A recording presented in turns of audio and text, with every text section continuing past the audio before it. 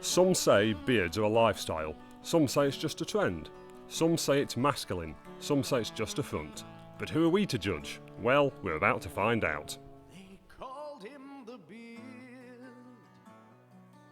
I find the image of bearded men pleasing. I mean, because they're being natural and they're not putting on a front. And it's the way God made us. Shaving your beard off really is not natural. It's like saying to God, you got it wrong, but don't worry, I can fix it. That's how we're meant to be, bearded. I actually really do like beards. I find them quite intriguing, like who's hiding behind the beard. But I don't like kissing it, no. I've always liked facial hair, so I pretty much quite like it. It makes a man a man. I think if a man is bald-faced, it's quite young and immature. And it's like a part of me that like grows with me and sometimes is really annoying and sometimes is really nice. There are the beard wearer that have it for a fashion statement, and then there are people that just have a beard. The British Beard Club, commonly known for encouraging and supporting the growing, styling and maintenance of a man's beard and competing in beard and moustache championships. It's a social club. We have a common interest in growing facial hair, but it's not an essential part of it. What I love that seems to be quite unique about beard culture is there's so many of these like clubs and organisations starting up, some really small and some like really big and prominent, and they're all awesome. We go all over the world, in fact. We're travelling to Austria in October for the World Championships. We have 16 or so categories of different kinds of beards. There's full beards, just moustaches on their own, and goatee beards, and so on. So each person with a different kind of beard can join his own category to compete.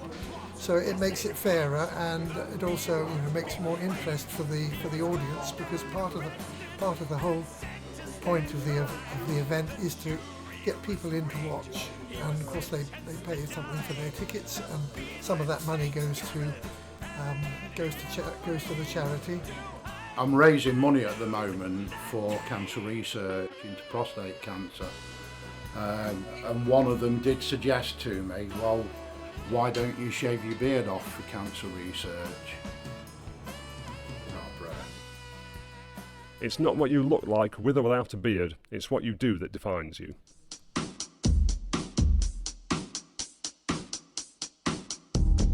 Beard season is Jimmy Niggle's melanoma charity. Basically, Jimmy lost one of his best friends at the age of 26 to skin cancer, a guy called Wes Bonnet. And Wes had the melanoma on his neck, just here. So at his funeral, Jimmy and a few of his close friends decided they wanted to do something to raise awareness and prevention. So they grew the beards as a symbol to cover the neck, not as a fashion statement. There's 60 people involved in the project, so we shot 60 subjects. And Project 60 came around. I had photographed several bearded subjects before I started Project 60, but because of Project 60, beards have become very significant purely because of the charity and now the Somerset House show. If you haven't been outdoors for a few years, you might not have noticed that beards are back. Fear not the hipster beard, for it too shall pass. Do you know, I never thought I'd be a trendsetter, but when I started growing it 2 years ago, there were not so many beards about. The popularity's sort of risen in the past 12 months, but no, I think it's going to come and go. I think it's been a trend for 3 or 4 years now, if not longer.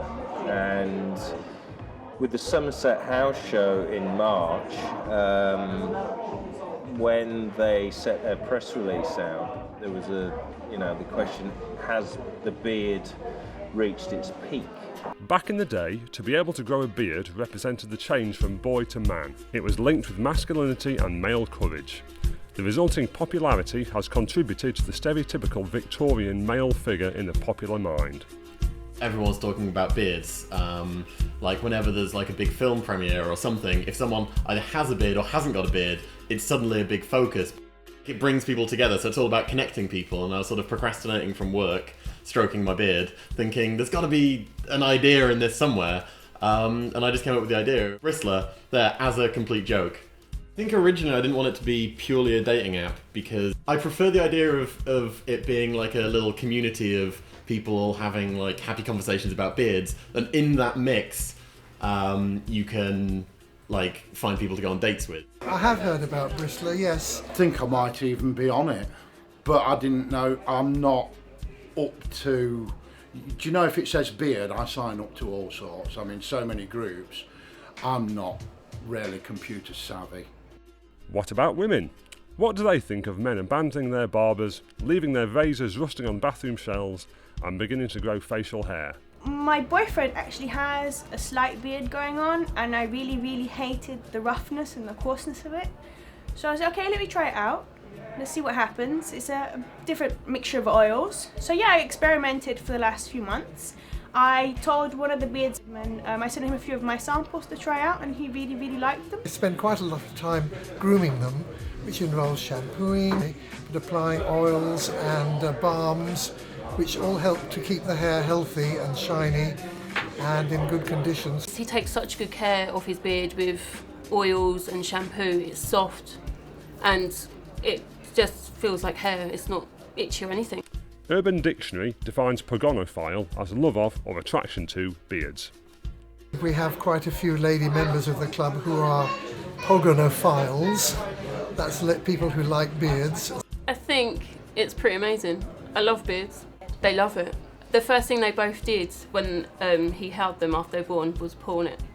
And ever since, they stroke it, they play a bit. If someone's sort of stroking a beard, it just kind of feels almost like a little massage. It's that kind of really affectionate, like, connection that's just really nice. Do you know, I think she'd shoot me now if I cut my beard off. Although there is one very famous bearded lady who we wish would join us, but she hasn't chosen to do so yet.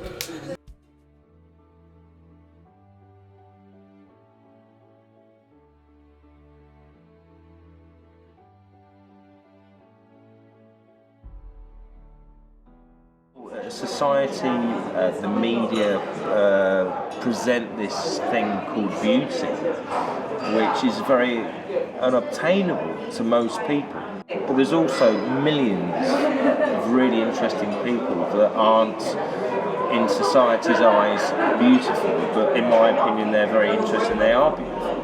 So that's why I shoot my work in such a way, because it's you know, people's faces tell a story. I compete in competitions as the Victorian character John Bull. So I've sort of got the right shape now for John Bull. And once the uniform goes on, as I call it, then the alter ego takes over. September this year, I won the British Championships. So these are the best mutton chops in the country. I think beard love probably comes in two forms. There's like the fact that I have my beard and I love my beard. So there's that sort of love for, like, that's a very much like loving yourself, but also like your facial hair. The popularity of beards might come and go, but beards will always play a significant part in some people's lives. I don't think having a beard is the most important thing in life, but it's just part of me. It's how I am, and it is something that every man can usually do, and what the beard that he grows is his.